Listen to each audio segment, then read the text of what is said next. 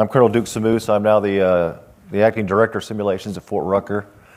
And what we do it's known as DOS, is we accredit all the simulators we've got in the Army inventory, whether it be collective or procedural. We do a lot of exercises in the simulation center there, about 136 a year. Around 5,000 to 6,000 students come through our complex doing exercises. And then also heavily involved in the future of simulations, Army, as far as it goes for aviation. And what I'm going to talk about today, I know the title said the current status of simulations and the future.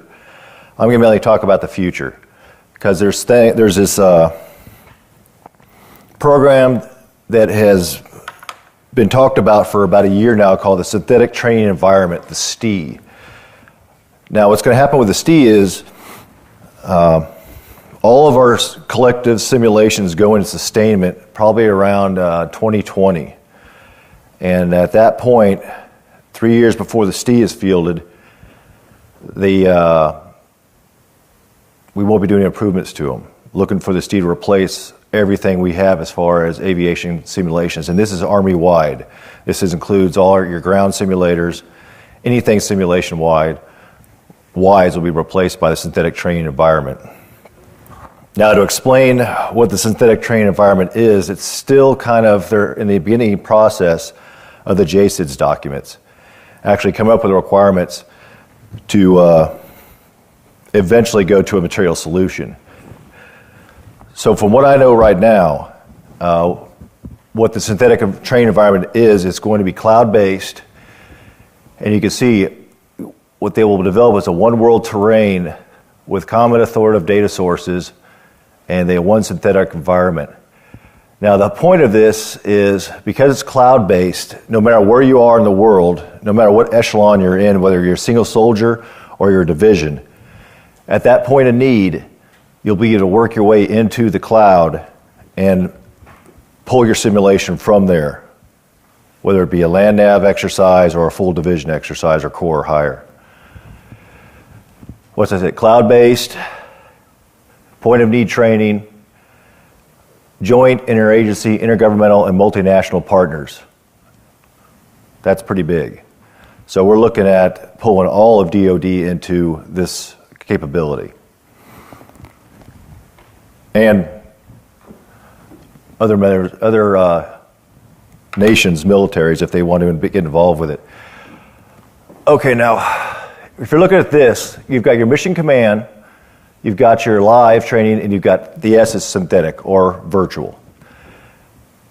Now, once again, this is what we're looking at, what we think the STE is going to be, and helping them develop the STE, because if you think about it, you look at all the institutional, the operational, you've got your IMT, with your basic, your BOLIC, your AIT, primary military education from the Captain's Career Course down to ILE. The PME focus is mainly mission command, medium amount of synthetic and less live. And of course, you go down to IMT, much more live, less synthetic, and smaller mission command. All of this working back and forth in the synthetic training environment. Now, the instructors coming up with their POIs will be pulling from the synthetic training environment in order to frame and inform how they're going to set up the instruction for these courses. Moving from there to the unit, into the operational area, of course your unit is working back and forth from the STE to do unit exercises, home station training. Supporting real-world mission, which they're training for, moving into a mission rehearsal exercise, working back and forth from the STE and home station training with tools they have there. Once the mission rehearsal exercise happens, they can move to a CTC rotation depending on the size of the unit. Of course, all this being fed back and forth from the synthetic and training environment. So you can see it's going to be very dynamic. And all this revolves around deployment being their primary goal. And of course, what's happening downrange, pulling TTPs, working with the Center for Army Lessons Learned, you're feeding back into the synthetic training environment with more requirements for what they need.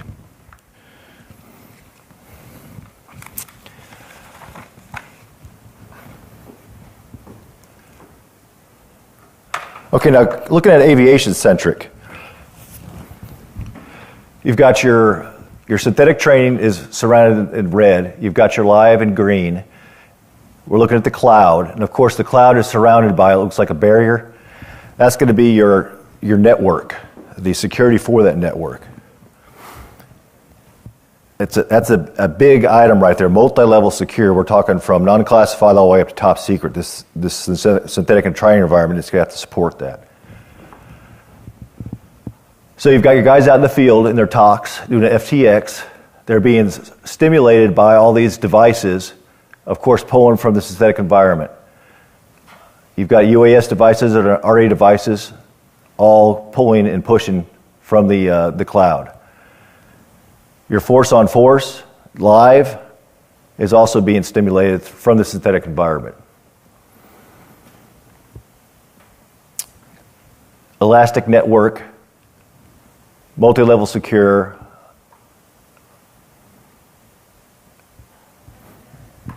It's a pretty big item, but an amazing technology if we get there, or when we get there. Okay, so at Fort Rucker, we're taking a look at how we would involve the STE with us and how we would use it. And we're looking at a synthetic training environment fidelity scenario, what it's going to take to train what we need to do. You've got your operational environment. You've got your manned simulators being LCT, Appcat, VBS3, which is games, unmanned, PIMS, UMS, views, connected with ground control station, all feeding back and forth. You see voice data, video back and forth to all these nodes in order to do the training we need to accomplish. Working from decisive action type exercises, focusing all the way down to before deployment to where you're doing actual OE representation and getting ready to deploy with your specific mission in mind.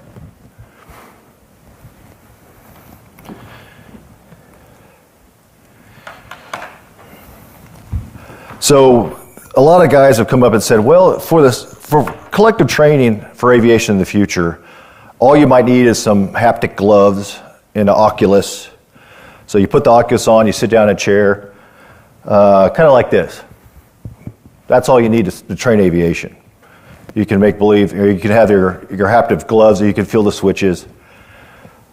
Well, we've taken a look at that, and although some people think this is the solution, most of them are not aviators. Because if you look at the Apache cockpit, this is mission command. All of this is feeding into the front and back seat just of the Apache alone in order to do a collective mission. It's much more than just visuals and touching. It's a mission command platform with all these inputs to the aviators in order to work air-ground integration for the mission. So from this, we developed the Avcat, fielded in 2003, initially set up and developed for non-digital cockpits. We were analog. All of our aircraft were analog back at the time. We've moved into where everything we fly now is digital, including the LUH-72, which we're going to use for flight school. Transition to a digital cockpit because we're starting our guys off day one, digital cockpit. So that's developed over the years with fidelity increases and requirements increases for collective training to a much different device than it was first fielded. And we've also run into a lot of issues recently with trying to get digital cockpits to work in the Avcat. And there's multiple reasons. So is that the answer? We don't think so. Now, if we look at, say, a touch screen with overlays with our multifunction displays that has the operational flight program fed into it. So possibly something like this with touch screens with panels on it that we can actually have touch buttons and be able to get into this mission command environment. So that we believe the solution is virtual and augmented and physical for the future collective simulator. But of course, this is going to develop as the STE won't be coming out until 2024.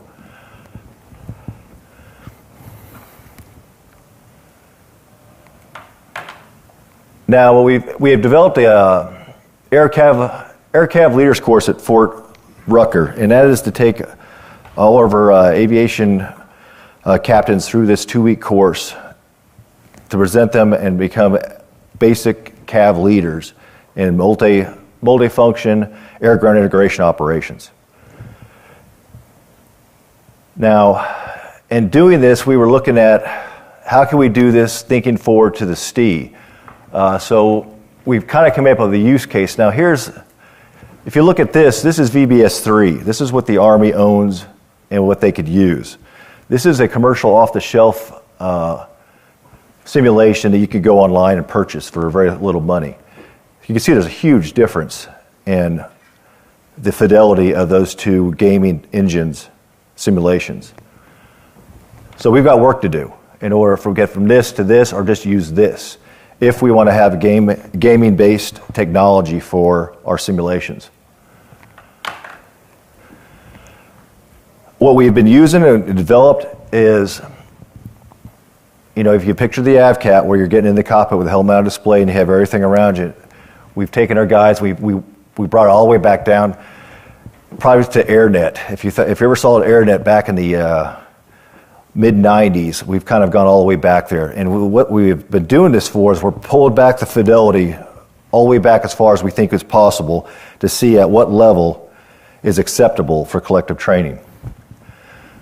So you can see all this is desktop, but they're getting a UAS feed. They've got the TDAC for target engagements. Of course, this is Apache Centric, off-the-shelf flight controls, and then we brought in an EDM for them to have their moving map. So the setup is, if you look here, here's 2 Apache crews, here's 1 crew here, and here's a UAS controller. Now what we found was, if we brought guys in that weren't even in flight school yet or in the process of flight training and put them in this, they loved it. Because most of our guys coming into flight school, guys and gals, are gamers. They've got games at home, they've played them, the interface is quite easy for them. So they love this simulator. They were able to learn and be very excited about, hey, I'm learning how to do some combat stuff. You bring in experienced aviators, put them in this, and they absolutely viscerally hate it to the point where they get angry because they know how to fight a cockpit. They know how to do air-ground integration. This ain't good enough. Now, if we were going to look at a multi-level collective training capability, if you have the young guys with very little experience, maybe this would be good enough for them to get them up to a certain level of ability for training. And at that point, they'll never see it again. They'll move into a different simulation system that's got higher fidelity, more able to surround them and immerse them into the mission command environment. That's something that's a possibility too. We know that this fidelity level for experienced aviators will not work. So this is what we need as aviators to be plugged into the synthetic training environment. And none of this can be skimped on. We need the proper flight metal, pedals, collective cyclic weapons, all the flight controls, crew visual capability, pilot, co-pilot, other people involved, the ground control station connected in with that, the weapon systems. We need to have the current AMPS, the Aviation Mission Planning System, be able to be plugged into it so that they can plan their mission on the AMPS, plug it in the aircraft and go and run. Ground control station also working. The aviation collective training device, further thought is it could be the AMPS. Say you've got your AMPS, you have all this plug into the AMPS, you do your plan on the AMPS, and the AMPS feeds the STI. It's another thought. But that is the minimum requirement for aviation collective training. We are not even talking about full fidelity, high fidelity, Chapter 5 emergency procedure limitations training. That's a whole different subject. How much higher fidelity needed for that? So if you take the 2 concepts I kind of talked about, here's what we need. This is kind of the big picture on the left. Here is what we're looking at now. It's an atypical concept. It's high risk for program management right now. The number one change required is for the systems and non-systems PO and PMs to mitigate duplication of effort and spending. That means your EE-PEG, your equipping PEG tag program managers need to work hand in hand with the training PEG program managers. Currently, they work in, all the PMs for the aircraft are up in Huntsville. All my PMs for my simulations are down in Orlando. They don't really talk much unless we're doing integration, talking about concurrency of aircraft cockpits. For the STI to work, they have to work seamlessly together, and those PEGs have to work together. In fact, the STI should be PEG transparent, meaning the equipping PEG doesn't have to pay for it, the training PEG doesn't have to pay for it all the PEGs have to pay. There's, I don't know, you come up with a separate PEG for the STI, I have no idea. But in order for this to even get off the ground and get moving as far as the acquisition process, these people have to work together, which is a fundamental change in the acquisition process. Shared understanding of the body of knowledge.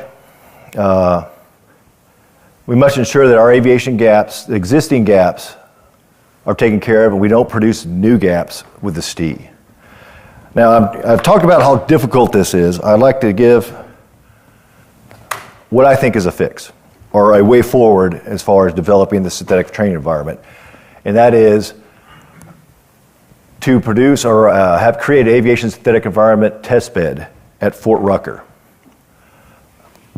And we will collaborate with the TICMs and PMIT for their STI development. This test bed would involve some CACT and PO Strive personnel at Fort Rucker. We would use games for trains as initial visualization tool. Civilian off the shelf, focus on the Apache, then move on to the 60 mics and 47Fs. Concept facilities simultaneously develop the STI architecture and aviation. Now, if you think about it, what is the most difficult device we have or capability in the military to train? It's aviation.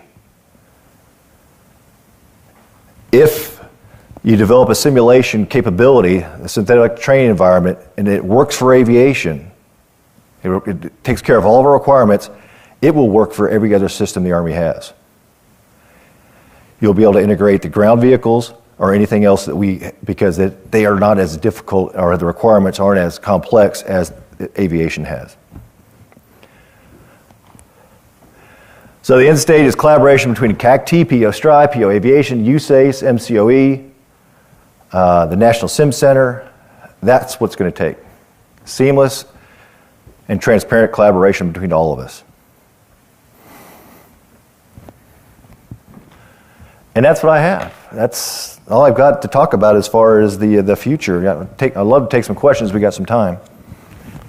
Sure, Michael. I'm a PM Apache netting, and I go on training using simulators, using the LCT for now, but also I use the desktop trainers that we have from either Boeing or LSI in Jacksonville, the automotive Tigo trainer, to train pilots going through qualification courses at home station. One of the things I noticed when I going through your slides and talking about some of the Apache stuff you had on there was go back there exactly that system you have over there. I didn't even know this thing existed until I see this. Actually, I saw something about it 6 months ago. We rolled that ourselves at Rucker. And then those systems together, what about digital connectivity? Do they actually, can they communicate with each other? When you said crews together, is it just the crews working together? And are front seat, back seat combined? And if that's the case, are multiple aircraft together, like you have two situations up there where you have two crews, front seat, back seat, can you do digital comms between them? The engine for this is VBS3, and we pushed it to the limit, where we stepped back from VBS3, and we're going back into RCTDs, which we can connect 18 of them together. But in VBS3, I believe we were able to fly 3 or 4 aircraft together, but it was you didn't have any tactical net, you had none of that. But of course, the kids walking right into it just were happy to be flying and fighting. Experienced aviators, visceral hate for it, and would get angry and want to leave. So yeah, that was initially to see how far back we could take it as far as fidelity. and still get the requirements of collective training done, and we weren't even close.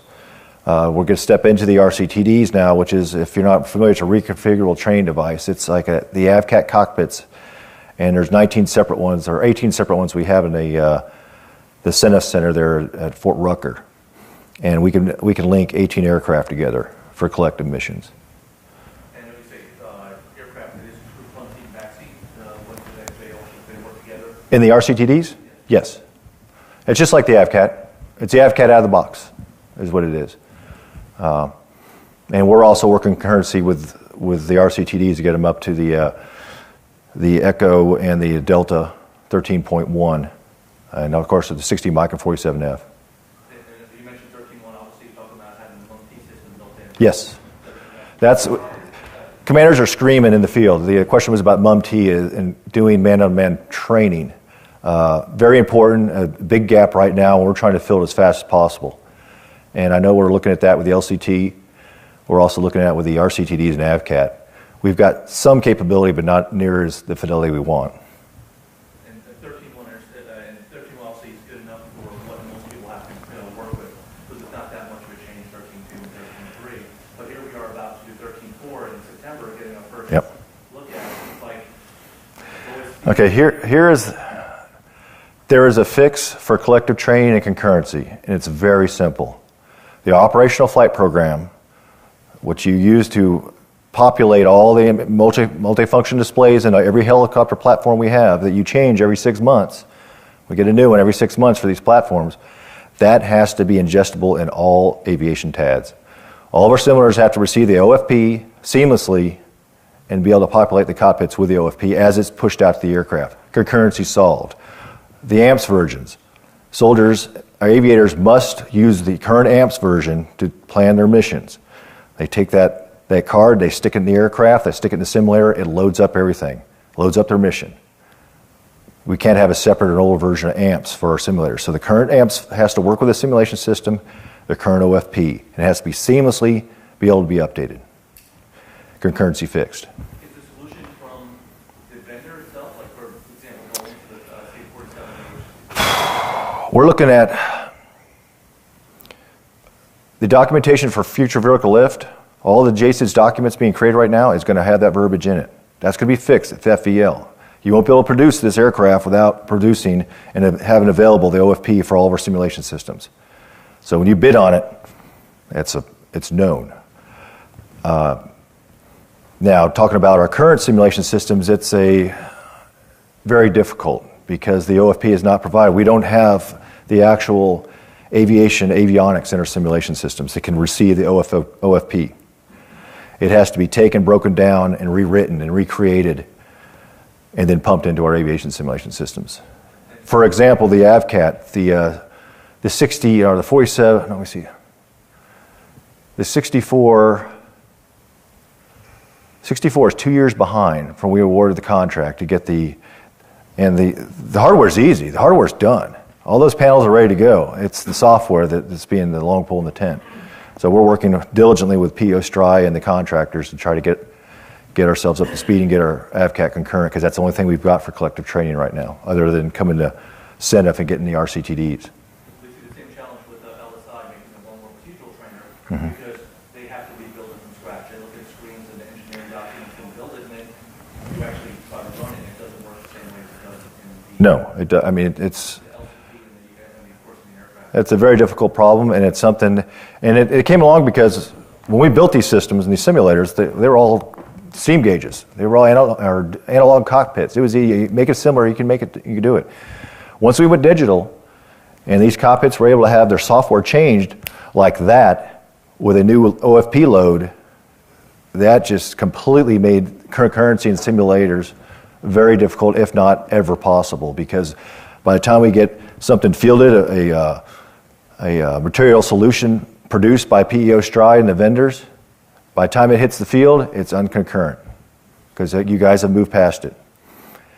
And there's no blame to be on anyone. I mean, that's technology moving forward. We just got to be smarter, which we are going to be smarter about our simulations and simulators in the future.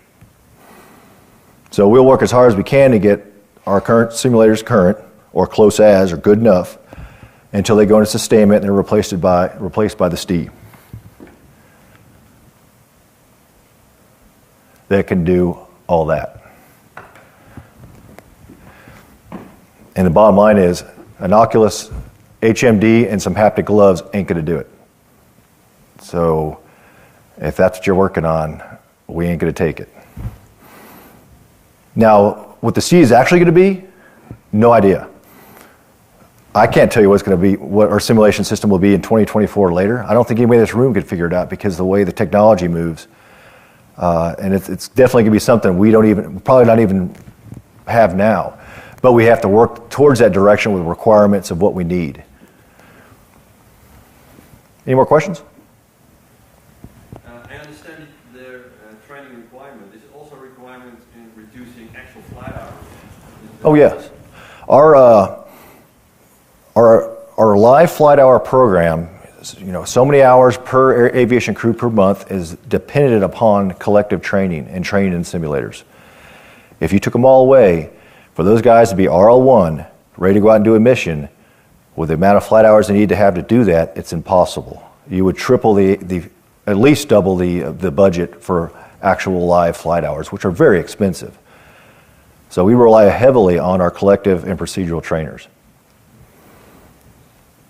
And, there's a lot of things, IMC breakup, a collective mission, you got a flight of 6, you want to practice an IMC breakup. You want to do that live or you want to do that in a simulator until you get it right. I would say do it in a simulator. And I know in the past the Appcat was used heavily for that, for people figuring out their procedures, because they discovered in a simulator that it doesn't work and people would die. So there's many, we could talk about the different tasks that's smarter in simulator than live for a long time. Did I answer your question? Yeah, right. Okay.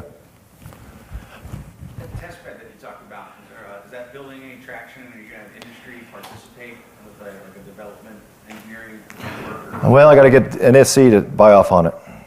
The NSC is doing their own kind of, they've got their, if I remember the term,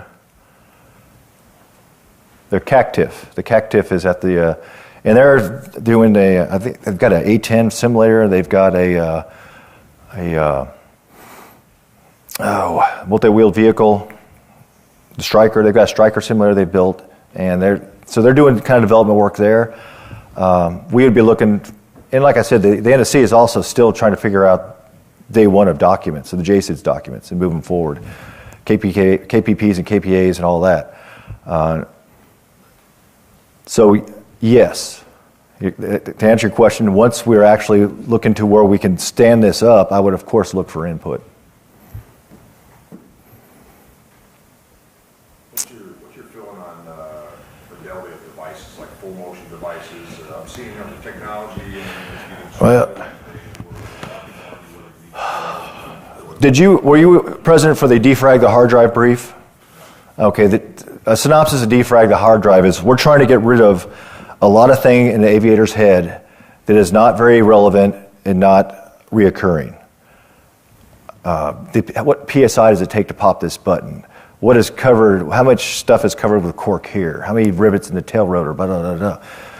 We're getting away from that. We're getting away from the chapter 5 and 9, the limitations and the emergency procedures, rote memorization, because they have discovered, as we've gone away from digital aircraft to, from analog aircraft to digital, that aircraft reacts quicker than you can. If something happens, it'll flag that engine, it'll shut it down before you can even react to it, going through your head thinking of all the different possibilities of which lever I need to pull off. In the past, we've had engines shut down, a bad engine shut down, and the aviator pull off the good engine, misdiagnosing the problem. Now he has no engines.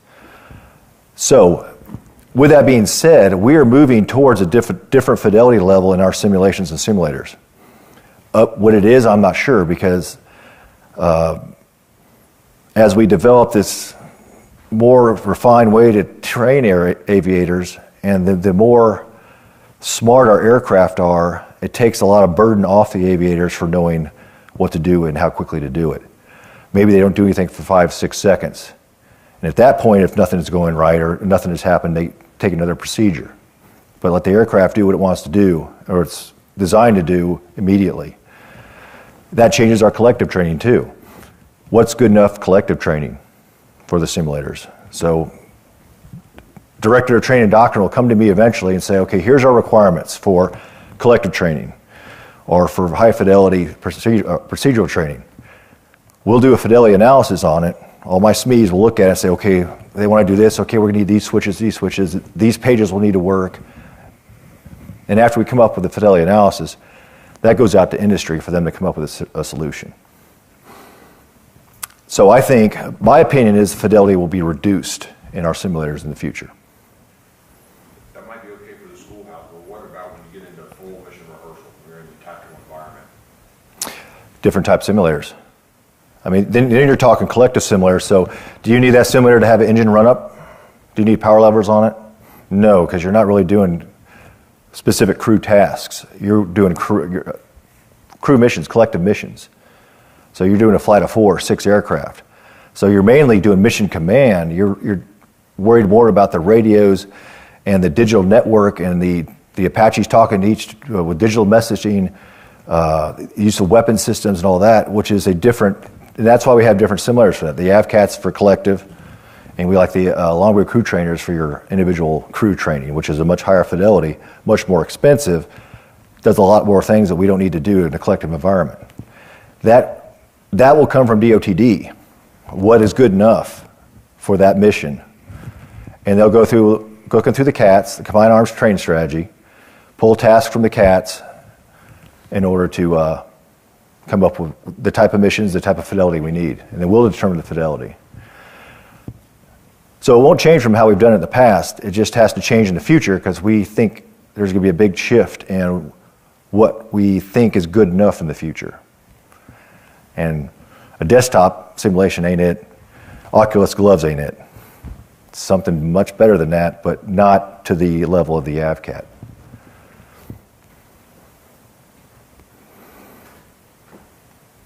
Sir, you may have answered this question before I talk in here. Sure. So with the STEED, we know that's on out there and there's requirements that are just being developed. Yeah. Now, so your bottom chart there with the alphabet soup, who has the lead right now in your opinion as to PMIT, who is Colonel Unrath at the National Sim Center, has got the lead for STEE development right now. And he's reached out to everybody. It's in fact, we've got a workshop next month at the National Sim Center, bringing all the different COEs to help develop documents or develop requirements. that's not open to industry? No. Okay. No, we're nowhere close to a material solution. In fact, we want to keep POSTRI out of this for quite a long time until we are really sure about what we want to produce. Or actually the requirements, because that's their job to figure out what to produce. We just got to give them really good requirements. So that workshop, that's an example of the collaboration? Yes. And that's my answer. I would like the Aviation Center of Excellence to be a test bed with personnel located at my spot. Because it's like I said earlier, you get it right for aviation, it'll be right for everybody. My opinion. I can't see a Humvee simulator being more complicated than an Apache. Kind of in that thing, what about the role for non-rated crew member simulators for integrated training? Oh yeah, right along. You know, we've got the MCM3 out there. That's not going away. That's a fantastic, very highly utilized simulation system. In fact, I was at the foundation of developing that. I'm very proud of it, and that will not go away. It will only expand because we got to have those guys connected with our pilots and our crews. It's a crew. It's not just one guy shooting out a door. So yes, that will be, of course, within the environment, and that goes along with, what I said. This applies to non-crew training also, with either door gunnery, hoist, sling load, water bucket, whatever they need to be doing. Just change some of those out to hoist cable, hoist controls, whatever machine gun they're using, force feedback, laser, everything we have in the NCM3.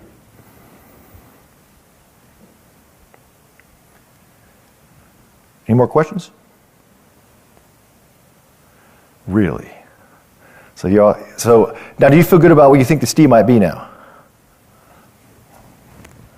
That's the biggest problem out there is people don't know what it is and they're afraid of it, and our simulators are going into sustainment to be replaced by the STEED, and they're like, what the hell's the STEED? What are you replacing my stuff with? And the NSC is pushing hard right now in order to educate the Army about where they're going so that we can get some people to relax a little bit. But yeah, there's a lot of gnashing of the teeth out there. On the virtual side, sir, when is the Army going to catch up based on the technology and get our systems accredited by the FAA? The FAA? Yes, sir. Make it real time. I believe my accreditation for the procedural trainers is not at the same level of FAA. But Fort Rucker has never tried it. They've insisted they never want to go that way. So what would the advantage be of having the FAA accredit our simulators? It would be total time. Real time. Just the way the FAA does. I don't care if it's Flight International, whatever other system, commercial pilots, it's real time. We log our procedural time. It's not included as total time. Oh, it is. Yeah. Even it's 6 hours. You can log some time in the Appcat too. I believe up to 6 hours per quarter. But yeah, although the high fidelity, the LCTs, the TBosses, the TFPSs, those are all 100% loggable, and they are accredited by us every 3 years for that level of fidelity. So. I think 759 closeout still make simulator time separate than total time. No, it's together. It's when you look at your total hours, it includes simulation. I was curious. We're doing some work with the Army Battle Lab, specifically focused on survivability solutions, looking out into the FBL time frame, and so that's obviously experimentation, not training. I just wondered what your relationship with them is, if you guys are linked up. And how you guys Are you talking about aviation survivability equipment, ASC equipment, active and passive jam? Everything, including to a limited degree and more later, tactics to include man-to-man teaming. Oh yeah, that's completely, in my opinion, that's can be fully integrated into this environment. That's a huge collective task. And procedural task, because the way things stand right now, FVL, I don't know, you're not going to have those systems on your aircraft till you go down range. You're not going to be actually use those systems till you're being shot at. The only way we use those systems now, and also our limitations with man-on-man teaming, flying a U.S. unmanned air system in U.S. airspace is about impossible. We have to all do that in the synthetic environment. ASC training and man-on-man teaming. Those are our biggest tickets right now for simulation. And the Avcat recently received a ASC upgrade, and it is phenomenal to do. We've got our crews doing ASC lanes where they're getting shot at with all smoke trails, tracers, all that, and they're having to learn how to use the ASC systems because some of them you don't do anything but keep flying. And others, depending on what the threat is, you'll use evasive maneuvers, and they're learning that in the Avcat. Is anybody doing concept exploration for monkey concepts with you all? Oh, sure. We've got other TICMs. I mean, we've got TICM UAS at Fort Rucker, the TICM for attack recon. We have a TICM for ASC also, and that's all they do. Their job is to take the customer's needs, develop requirements for them, then work with a contractor or PEO STRI or whatever PEO it is to come up with a material solution. So that's their job. Got me talking about TICMs now. I spent 5 years at TICM Virtual with the Appcat program, so very familiar. Any more questions? The BAT versus TBoss? It's just the TBoss version 2. We'll have the BAT will eventually replace the TBoss, maybe, but there'll be the TBoss and you'll have the BAT, and you'll have more BATs and TBosses, and then it might be that by the time we replace them, but from my understanding, the BAT is nothing just but an improved TBoss. That's their latest version. And I think due to contracting, they had to change the name, is the reason they called it BAT versus TBoss. As contractors. But that's on the out years. But it's full determination. I believe they're producing BATs now. Yeah, they are. Yeah. But May? As the number, no. I don't know what the number is on. Right. Okay. And then you've got threshold, and you've got two different numbers there too. So. And the Army's on track to complete the NCM3 devices?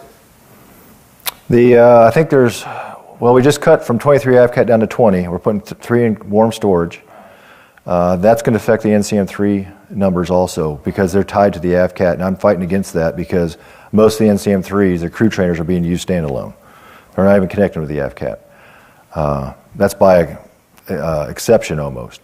So I'd like to see it stay at 23, but that program is very much embedded and tied to the Appcat program. I believe we have 4 or 5 more to purchase. Right, 5. Yeah. So 3 are in jeopardy. And your outlook for the Appcat? For when? For now? Yeah, for now. I think it's at it's matured and it's at close to sustainment. It's done what all it can do for us. The sheer size of the Appcat, as far as the 2 trailers and the physical space for computers, might be a limitation too. For what the synthetic or the digital requirements are for cockpits. 6 digital cockpits flying together take a lot of computing power. A lot more than we did with 6 analog aircraft. But that was the original plan, right? Yeah, I mean the Appcat was born in the late 90s. Right. So I think it's at close to the end of its life. I love it. I fought for it for 5 years. At one point, it was the only virtual simulation program fully funded all the way through the out years. And that's kind of gone away after I left. But no, I think it's about there. And we need to move on to something else. And we need to figure out how do we need to do collective training in the future, or what those requirements are, and create a system for that. I know the UME was very important, and that's included in the STEAM, but I didn't see the air traffic control, ATS simulation. Oh, of course, every simulation system. This is just kind of aviation spec. Any simulation system in the Army is going to be in this environment. So everybody's like, whoa. I mean, you're talking everything. Like I said, if I'm a soldier sitting there and I want to do land nav, I go into the STE and I do my land nav exercise. If we're doing it, because they're doing it virtual now in VBS3 instead of going out and walking the terrain. We'll do that too, but later on. From the single soldier, and I brought it up at a conference we had earlier this week. I'm like, okay, every division in the Army is doing exercise at the same time. That cloud has to expand. Every National Guard guy is doing an AT that same weekend. That cloud has to expand to be able to do all of that at once, and then contract back down when the load on it isn't that high. So can you imagine the challenge? And it needs to be multi-level secure, and it needs to have authority to operate, and it's got to be probably a closed network within reason, because you got to be able to get into it. So we got a lot of work to do with it. But you make it cloud-based, you remove a lot of equipment, you remove a lot of requirements and a lot of people. And that's the decision been made. It's going to be cloud-based, and it's going to be probably a cloud with lots of nodes. They were trying to explain it, that I didn't really understand it, but a lot of nodes at different, maybe at simulation centers, and they feed into the cloud and they push and pull, or they'll download the program to your computer. You run the computer, then that program goes away. All kinds of options. Well, if there's no more questions, I've got 15 more minutes. I can pontificate on all kinds of stuff you want. I'd like your position on flight instructor operators in the future for STE and how we set. I don't know. Is there a requirement for them? I would think so, yes. Do they sit at a central location in the cloud, and people come to them? Or they're at the home station. Yeah. Bringing units in to get them off and running. I mean, whether it be for the virtual and the visual capability versus the STE in the future, I don't, It's going to be that, or Because all of institution. Strictly going to be division or brigade centric that you have to keep your own. I mean, all your institution, it will be in the STE. All the exercise we do at the various schools will be part of that. And that includes flight school, tanker school, artillery school. I mean, everything. So it's a great, fantastic plan if we can pull it off. I could see a lot of sister services be involved in it in other countries too. So, yeah. Someone's got to maintain the cloud. Right, and secure the cloud. But if you look at Google, Google's a huge cloud. And it's not one single cloud either. It's multiple different clouds, different nodes. And it expands and contracts. Think about Christmas time. How many the load on that cloud is versus, the off season. They're able to do it. Facebook.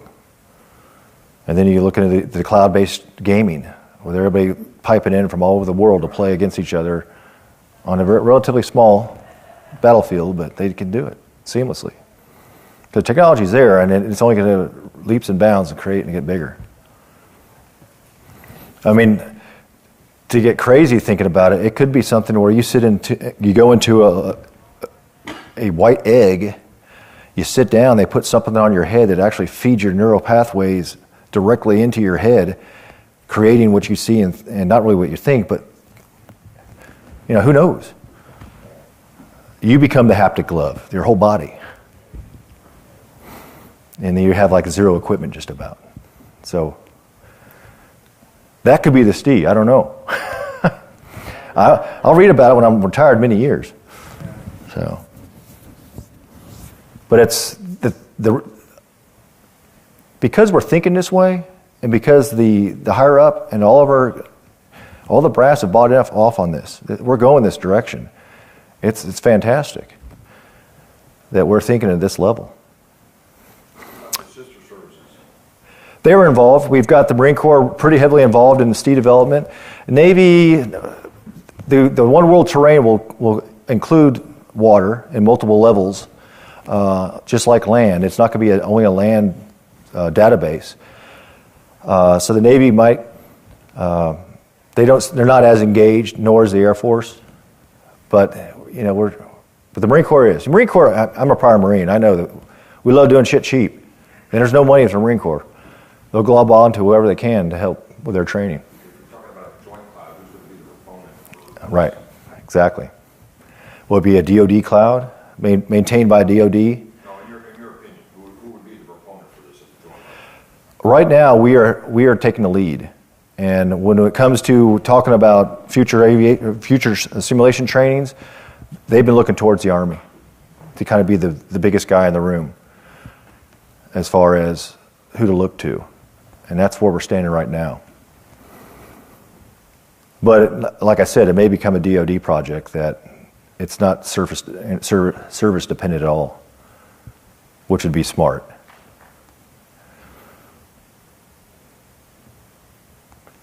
We're not giving up. I mean, the cuts we have constantly affecting our simulation systems come every day. Okay, you just lost another 15 million. What are you going to give up? It's not never ending. So that'd be nice to get away from that to where DoD is managing that cloud or that capability.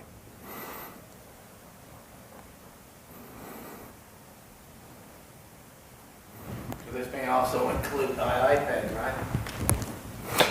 That's why I said PEG transparent. I don't think any PEG should be tied to it.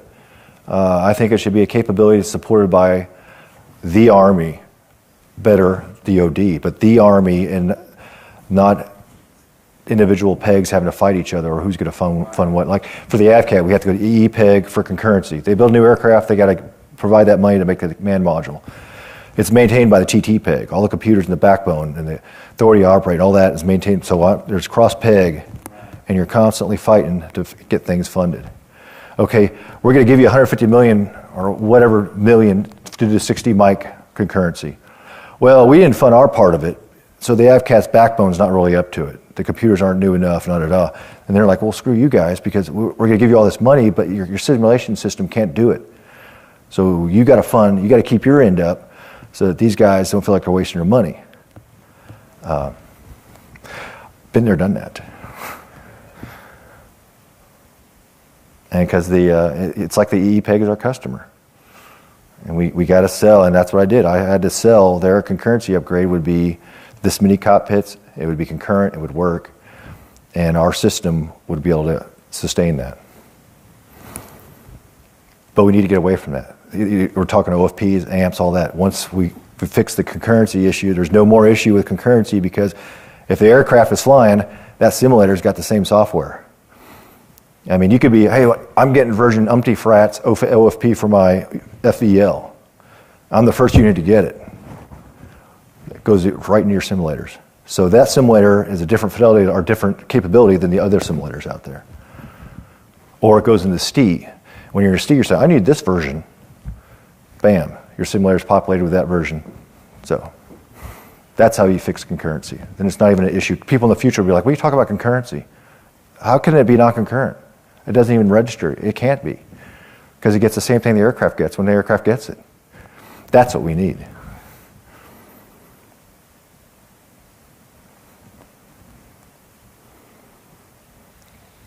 So, any other questions? Anything? Marine Corps questions? Simulation questions? Well, I appreciate it. I fully expected to have just this gentleman here to brief, but you guys showed up. I appreciate it. He paid us. Yeah. Out with it. Come on in. All right, well, thanks again. If you have any questions, get with me. I can give you a card. Like I said, we're in the infancy here, but that's the way we got to do it right, is do it right from the beginning. And we're moving forward.